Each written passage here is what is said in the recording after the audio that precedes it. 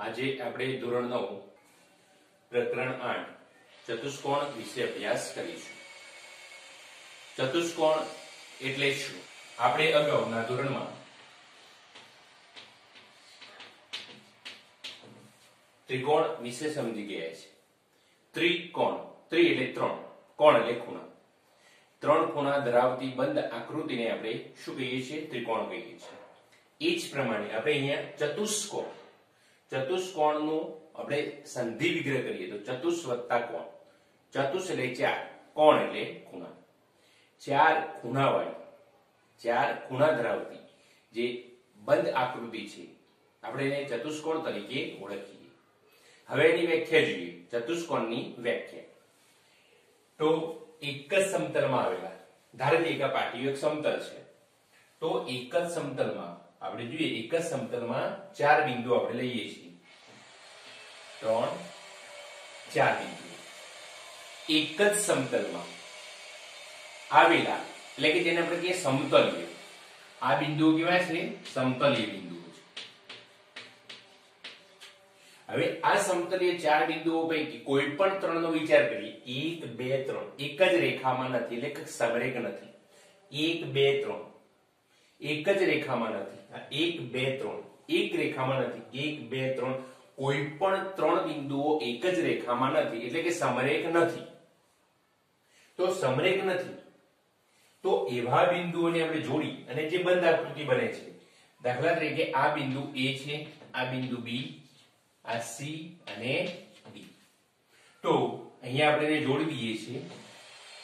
આ 4 બિંદુઓને આપણે જોડી દઈએ છીએ। 4 બિંદુઓ જોડી દેવાથી આ જે બંધ આકૃતિ બને છે એને આપણે ચતુષ્કોણ કહેવામાં આવે છે। જો અહીંયા ચતુષ્કોણ ABCD માં અહીંયા કેટલા ખૂણા છે? 4 ખૂણા છે। તો હવે આપણે ચતુષ્કોણની વ્યાખ્યા જોઈએ।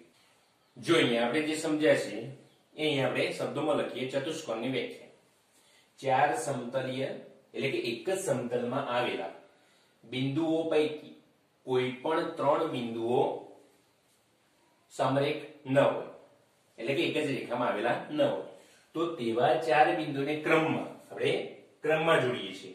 તો ક્રમમાં જોડવાથી મળતી બંધ આકૃતિને ચતુષ્કોણ કહે છે। અહીંયા A B C D એક જ સમતલમાં કોઈ પણ 3 સમરેખ નથી એવા બિંદુને આપણે ક્રમમાં જોડીએ છીએ તો અહીંયા ચતુષ્કોણ મળ્યો A B C D, એટલે ચતુષ્કોણ A B C D।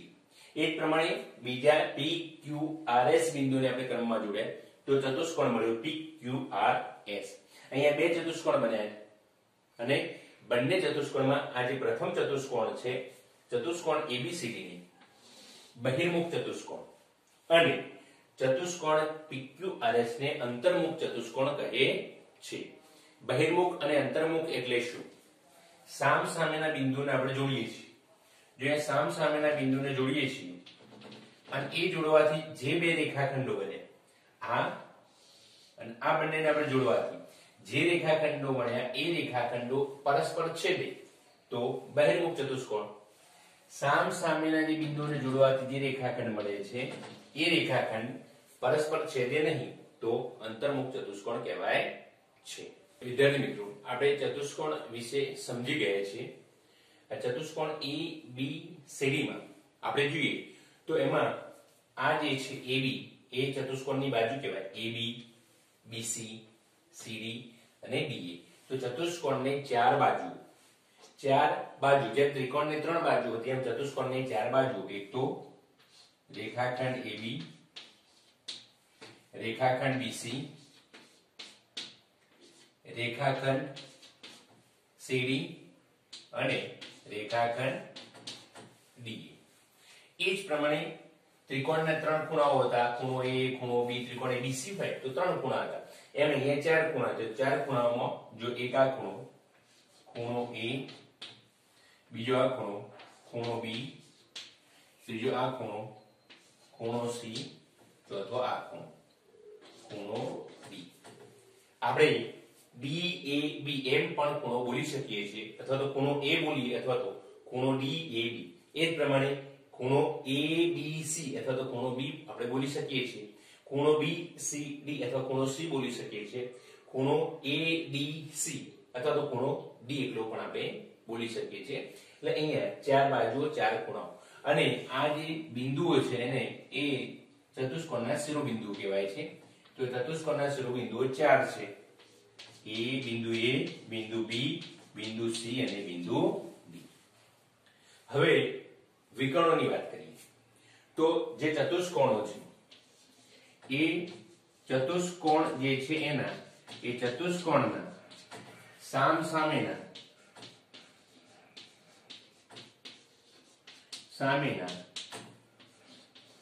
શિરોબિંદુઓને જોડવાથી વિકર્ણો મળે છે.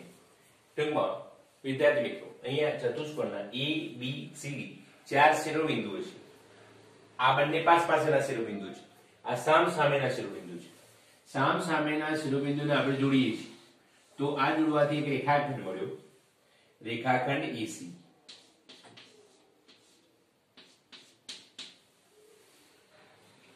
એ જ પ્રમાણે આ સામેના શિરોબિંદુઓ થયા. આ સામેના શિરોબિંદુને આપણે જોડીએ છીએ તો બીજો મળ્યો રેખાખંડ BD. તો ચતુષ્કોણના જે વિકર્ણો છે એ વિકર્ણો બે થયા, રેખાખંડ AC, રેખાખંડ BD. તો ટૂંકમાં વિકર્ણો એટલે ચતુષ્કોણના સામેના શિરોબિંદુને જોડવાથી જે રેખાખંડ મળે એને આપણે વિકર્ણો કહેવાય છે. ચતુષ્કોણને બે વિકર્ણો છે, રેખાખંડ AC, રેખાખંડ BD. હવે વિદ્યાર્થી મિત્રો ચતુષ્કોણના અંગોની આપણે વાત કરીએ તો ચતુષ્કોણના અંગો તો અહીં આપણે જોઈએ ચતુષ્કોણના અંગો. તો ચતુષ્કોણના અંગોમાં એક તો ચાર બાજુ આવશે, ચાર બાજુ. એ ચાર બાજુ આપણને ખ્યાલ છે AB, BC, CD, DA. એ જ પ્રમાણે ચાર ખૂણાઓ પણ આપણને ખ્યાલ છે. ખૂણો A, ખૂણો B, ખૂણો C, ખૂણો D અને બે વિકર્ણો. આ યાદ રાખજો, બે વિકર્ણો. કયા બે વિકર્ણો મળે? AC અને BD. ટૂંકમાં કોઈ પણ ચતુષ્કોણને ચાર બાજુઓ, ચાર ખૂણાઓ અને બે વિકર્ણો એમ કુલ 10 અંગો હોય છે. આ આપણે ચતુષ્કોણ ABC ના સંદર્ભમાં લખ્યું. જો PQRS હોય તો તમે PQRS ના સંદર્ભમાં લખી શકો છો. વિદ્યાર્થીની બહેનો ચતુષ્કોણના ખૂણાઓના સરવાળાનો ગુણધર્મ. તો ચતુષ્કોણના ચાર ખૂણાઓ છે તો એ ચાર ખૂણાના માપનો સરવાળો કેટલો થાય એ સમજીએ. વિદ્યાર્થીની બહેનો આપણને ખ્યાલ છે ત્રિકોણ જે આપણે રચીએ છીએ તો ત્રિકોણના આ ત્રિકોણ જે છે એ ત્રિકોણના ત્રણ ખૂણાના માપનો સરવાળો કેટલો થાય છે? 180. હવે વિચારીએ અહીંયા ચતુષ્કોણ XYZW દોરીએ તો અહીં આપણે ચતુષ્કોણ લઈએ છીએ XYZW. આ વિકર્ણને જોડી દઈએ. જોડવાથી ચતુષ્કોણના બે ભાગ થાય. જો એક આ પ્રથમ ભાગ આપણે જોઈએ અને આ બીજો ભાગ, બંને ભાગની આકૃતિ ત્રિકોણ છે. ઉપરનો ભાગ ત્રિકોણ છે એટલે એના ત્રણ ખૂણાની આપણે વાત કરી, 1 2 3 ખૂણા. તો એનો સરવાળો કેટલો થશે? 180. નીચેનો જે ત્રિકોણ છે એના જો આ ભાગનો ખૂણો એટલે આખો થઈ જશે, આ ભાગનો ખૂણો આખો થઈ જશે ને આ ખૂણો. ટૂંકમાં 1 2 અને 3 ખૂણા. તો નીચેનો જે ત્રિકોણ છે એ ત્રિકોણના ત્રણ ખૂણાના માપનો સરવાળો 180. કુલ કેટલા થયા? 360. તો XYZW એ જે ચતુષ્કોણ છે એ ચતુષ્કોણના ચાર ખૂણાના માપનો સરવાળો કેટલો થશે? 360. તો આપણે લખી દઈએ છીએ 360. હવે આપણે ચતુષ્કોણ XYZW માં ખૂણો X, ખૂણો Y, ખૂણો Z અને ખૂણો W તો કેટલો થયો? 360. 60. હવે આપણે ઉદાહરણ જોઈએ છીએ. ચતુષ્કોણ ABCD માં ખૂણો A છે એનું 36 માપ છે, ખૂણો B છે એનું 60 માપ છે, ખૂણો C છે એનું 108 માપ છે. તો ખૂણા D નું આપણે માપ શોધવાનું છે. તો આપણે અહીંયા લખી દઈએ ચતુષ્કોણ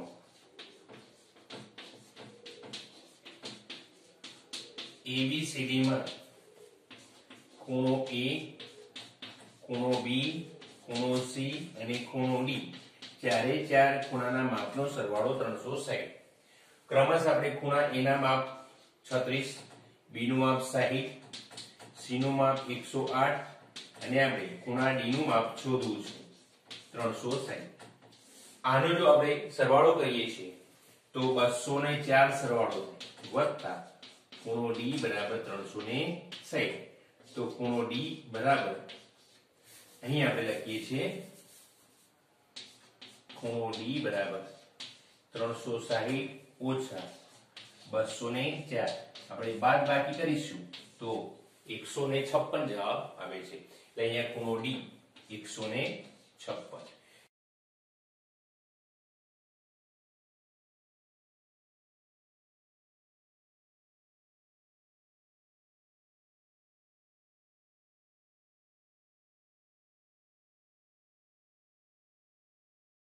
ચતુષ્કોણના પ્રકાર. ચતુષ્કોણના પ્રકારમાં પ્રથમ જોઈએ સમલંબ ચતુષ્કોણ. સમલંબ ચતુષ્કોણમાં આ પ્રમાણે આકૃતિ આવે છે. યાદ રાખજો, સમલંબ ચતુષ્કોણમાં આપણે જોઈએ આ A, B, C, D. તો સમલંબ ચતુષ્કોણમાં સામસામેની બાજુઓ જોઈએ. અહીંયા સામસામેની બાજુઓ કેવી છે? સમાંતર છે. આ જે સામસામેની બાજુ છે સમાંતર નથી. ટૂંકમાં આ જે ચતુષ્કોણ છે એની સામસામેની બાજુની એક જ જોડ સમાંતર છે. કેટલી જોડ? એક જ જોડ સમાંતર છે. આ એક જ જોડ સમાંતર છે, આ સમાંતર નથી. સામસામેની બાજુની જે એક જ જોડ સમાંતર હોય એવા ચતુષ્કોણને સમલંબ ચતુષ્કોણ કહેવામાં આવે છે. ટૂંકમાં ચતુષ્કોણની જે ચાર બાજુઓ છે એમાં આ પ્રથમ બાજુની જે આ બે બાજુની જોડ છે એ સમાંતર છે, આ સમાંતર નથી. તો એ સમલંબ ચતુષ્કોણ કહી શકાય છે. સમાંતર બાદ ચતુષ્કોણમાં તો સમાંતર બાદ ચતુષ્કોણમાં જોઈએ આ સમાંતર બાદ ચતુષ્કોણ છે PQRS. તો જો અહીંયા PQ અને RS બંને સમાંતર છે. PQ અને RS આ એકબીજાને સમાંતર છે. એ જ પ્રમાણે અહીંયા PS અને QR, PS અને QR સમાંતર છે.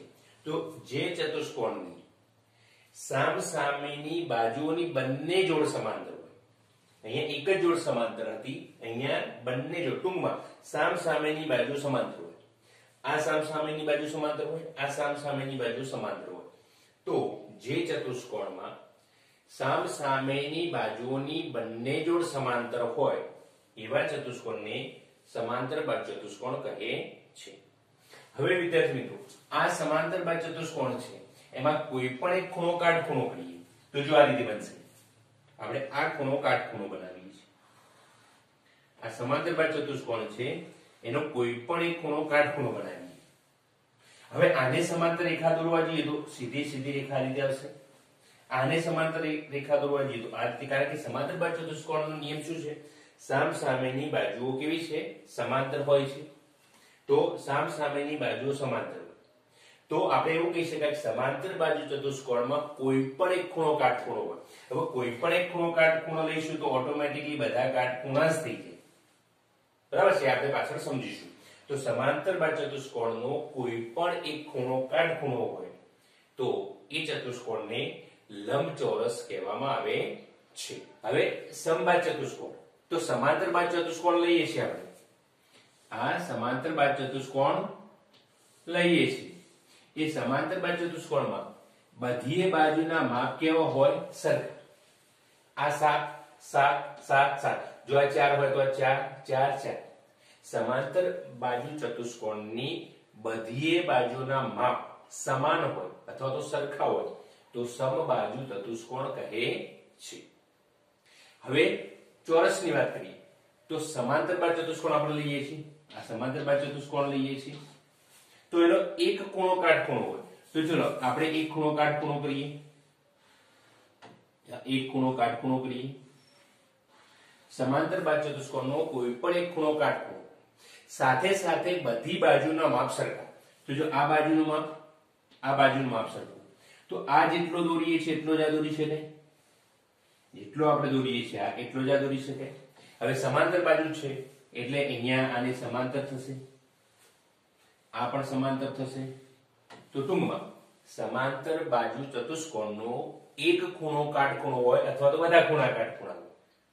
એક ખૂણો કાટખૂણો હોય અથવા તો બધા ખૂણા કાટખૂણા હોય પરંતુ બધી જ બાજુઓ કેવી હોય? સમાંતર. તો એને ચોરસ કહેવામાં આવે છે.